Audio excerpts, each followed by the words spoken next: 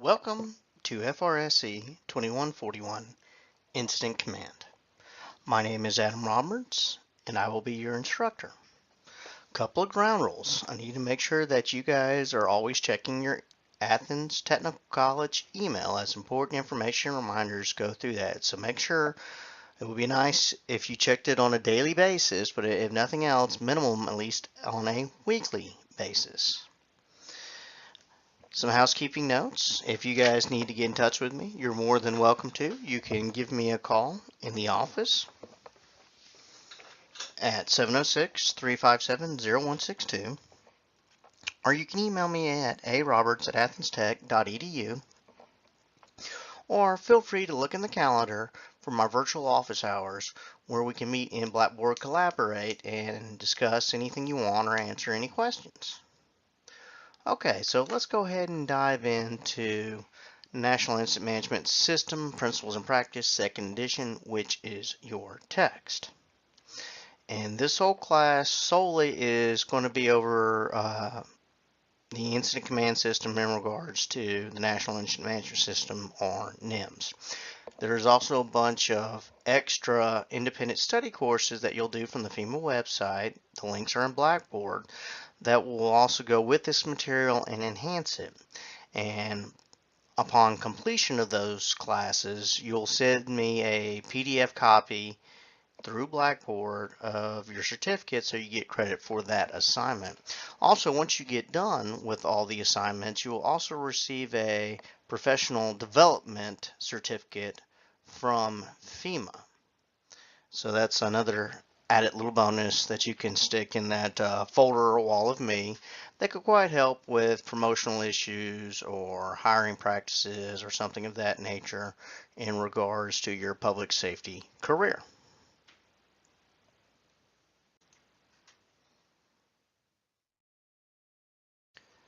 September 11th, 2001 created a new normalcy in the wake of 9/11. The creation of the National Incident Management System is the key product of this new normalcy. NIMS represents a shift in the philosophy of incident management from a discipline-specific approach to an all hazards integrated multi-agency approach. So that's basically from saying just a fire department mentality, an EMS mentality, sheriff, police, FBI, wherever the case may be and how they operate, to one of, okay, none of us can handle this alone, so let's all get together and handle the problem. So this approach was done so that we can all have a common format to work from, so we all basically speak the same language. Now, NIMS is equally functional for the local, state, and federal response agencies, as well as healthcare, infrastructure, public service, and private industry. NIMS is appropriate basically for all jurisdiction levels and across functional disciplines. It's a great system on how to manage events. And what I mean by manage events, it's not going to give you a roadmap how to do it, but it's going to give you all the keys to set one up and make sure that everyone is operating on the same sheet of music.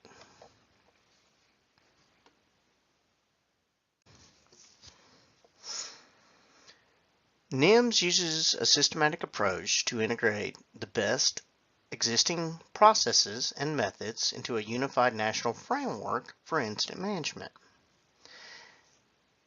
Incident management basically refers to how incidences are managed across all homeland security activities.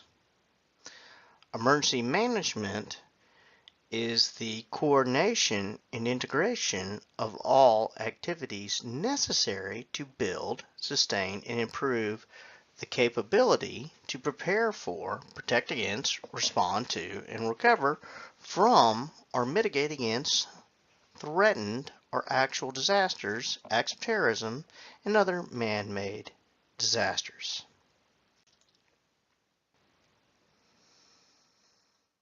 Overview of NIMS. Table 1-1.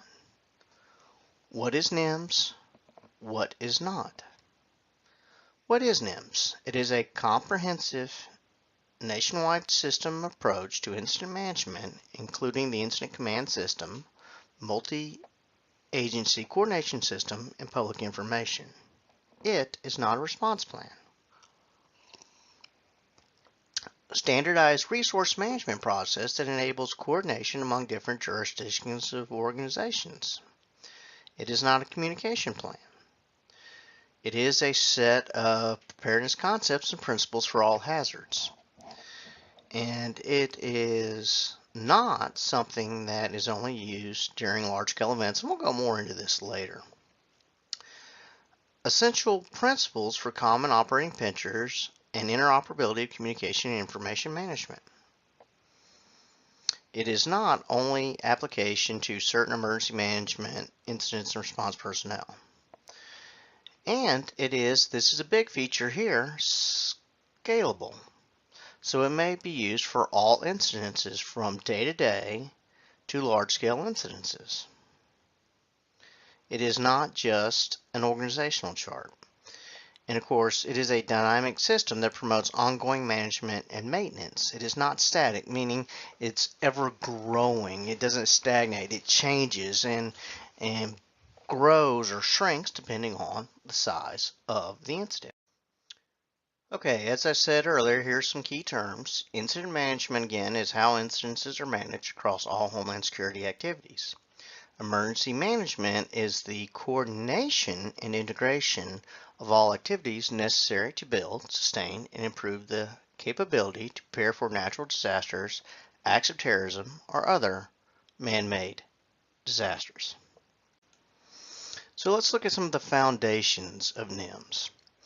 And NIMS was authorized within Homeland Security, and it came to fruition or light because it was established by Presidential Directive Number 5.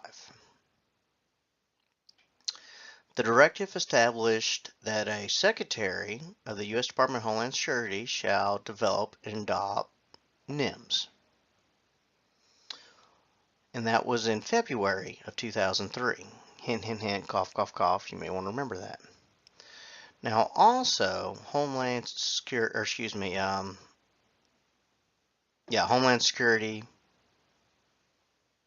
Directive Number 7 is a comprehensive document, and what it did was it established and prioritizes such things as critical infrastructure and key resources. It established a broad range of specific responsibilities that Department of Homeland Security is in charge of. It required that command facilities such as EOCs, Emergency Operating Centers, dispatch centers, and response stations must be identified and protected.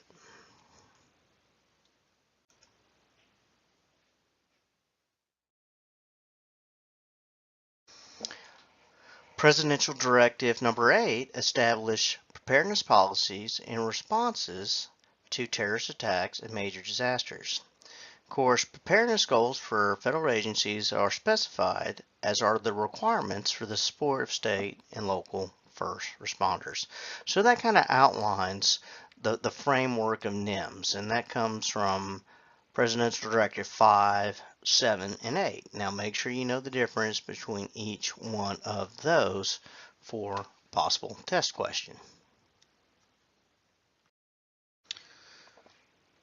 Now, most instances are successfully resolved with local resources.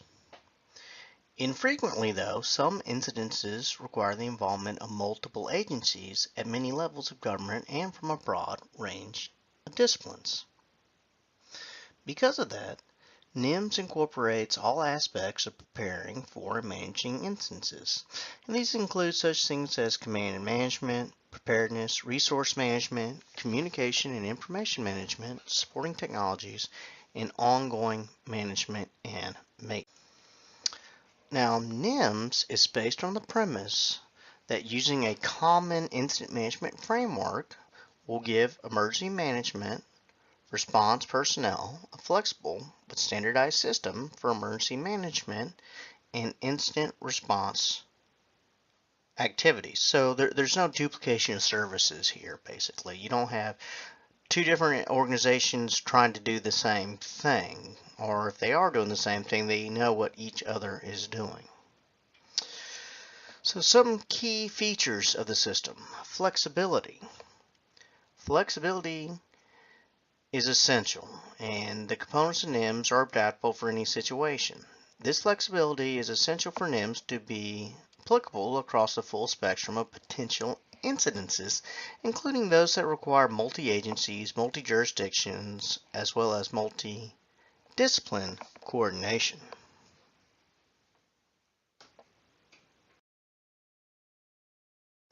Now, NIMS also provides and promotes common terminology, which fosters more effective communications.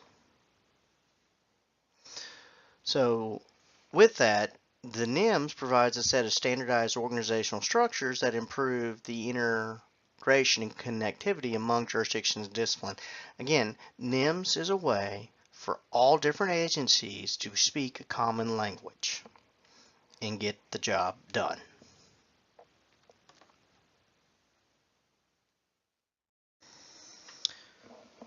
So now let's look at an overview of the different NIMS components.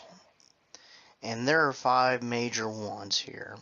And that is preparedness. And we'll go into each one of these here in a second. But you have preparedness, communication and information management, resource management, command management, and ongoing management and maintenance. Now, preparedness involves a combination of a whole bunch of different things. And that's assessment, assessing potential disasters, what things you can do to mitigate it, looking at weaknesses, strengths, things of that nature. Of course, planning. Plan for a disaster. And these plans should be all-encompassing, so not just necessarily say, in the event of a tornado destroying half the town, we'll use X, Y, Z as shelters. Well, listed as shelters available in the event of emergency, whether it be tornadoes, fires, etc. And that's a good example of how, planning would take place. And then, of course, procedures and protocols in the event of XYZ disaster or incident. So let's go back to using, say, schools as shelters, which is a common practice. So in preparedness, you would have procedures and protocols in place stating that, okay, the city manager would contact the school board and saying we're going to need shelters, and then the school board person would contact the principal to open the school, et cetera, and so forth, and on down the line. But the procedures are listed so that everyone knows in the event of a disaster what to do. And it's not one of those, oh crap, something happened, and having to take that extra time to figure out what's going on. People should already know their jobs. And this is, again, where the planning and setting those procedures out come into play. Of course, once you get these procedures in play, train on them. Have exercises. See what the hang-ups are in the process. Where did things screw up, etc. You need to have personnel qualifications in terms of your different personnel. If you're going to open up a shelter in a school, do you have someone that's certified as a shelter manager through Red Cross, American Heart, whatever the case may be? Look at licensures and certifications. Do you have people that are, certified in first aid, or, again, as I said, shelter management, or whatever disciplines you can think of as part of your plan? I mean, there's a whole slew of them. It could be something as simple as having citizen emergency response teams, and you credential them for basic CPR, first aid, and how to operate a chainsaw, or whatever the case may be. Look at your equipment. Is it certified? Is it up to date? And then, of course, with the plan, always evaluate it and revise. A lot of plans need to be revised on an annual basis because a lot of times people leave jobs, get promoted, and things of that nature. So you need to make sure that contact information stays current and that the new people coming into the role have an idea about the plan rather than just say, okay, it's in that 3-ring binder on the shelf that no one ever looks at. Communication and information management. Emergency management and incident response activities rely heavily on communication and information systems that provide a common operating picture to all command and coordinating personnel that are on the site. Resource management is the flow of resources that must be fluid and adaptable to the requirements of the incident. NIMS defines standardized mechanisms and establishes the resource management process to identify requirements, then order required mobilization, track, and report recovery, as well as demob, reimburse, and inventory resources. Wow. So let's put that part in English. So in terms of resources, what it's saying is you have a central place that operates in conjunction with the incident commanders as well as the operation folks, and this central place is tasked with doing all the ordering for the entire incident, whether it be bandages, supplies, sandbags, body bags, whatever the case may be. You only have one entity handling this process, and this is great because it allows more control over resources and less duplication of efforts.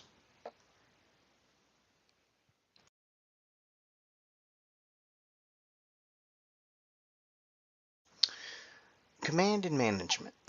Command and management is based on 3 constructs.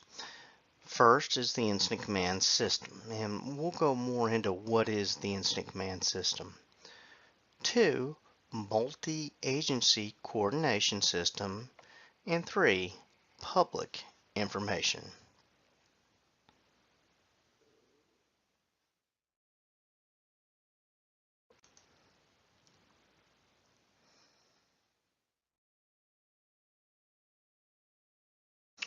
So what is NIMS? It's made up of all these different pillars.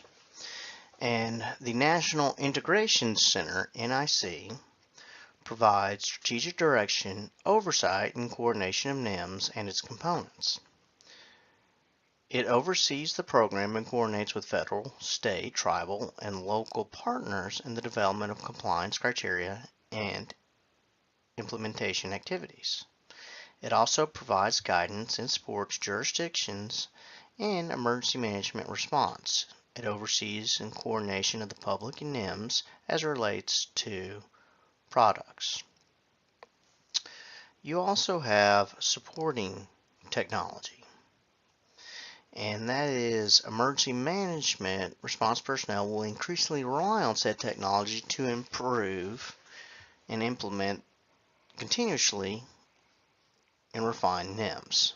So whatever technology is out there to help us better organize and do our job, we're going to use it. And then, of course, ongoing maintenance and management.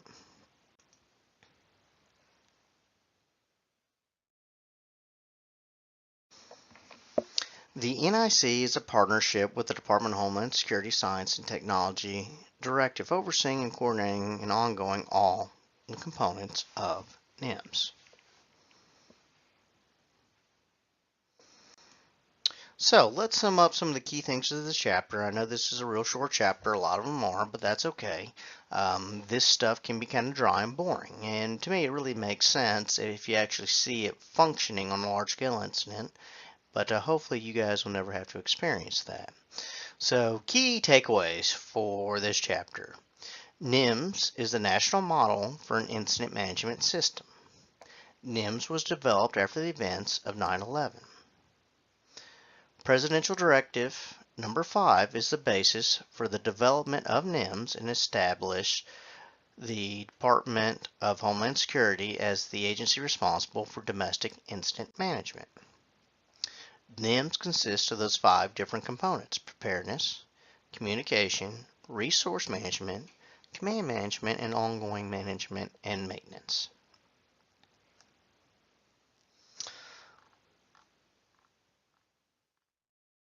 Okay, gang. So make sure you have read the chapter. You also have some review questions to do in this week's file folder. If I'm not mistaken, you do have a link to a FEMA independent study class. Go ahead and get knocked out as well. I want to say it says 4 hours to get it done, but to be honest with you, you can do it in a little less time.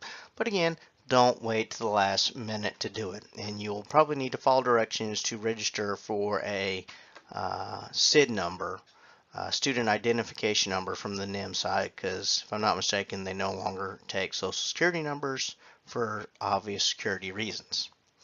Okay, so until next time, you guys have a great day and be safe. Again, if you have any questions, you can email me at aroberts@athenstech.edu or call me in the office at 706-357-0162. And of course, look in the calendar for dates and times I'll be available in the virtual office in Blackboard Collaborate. Thank you.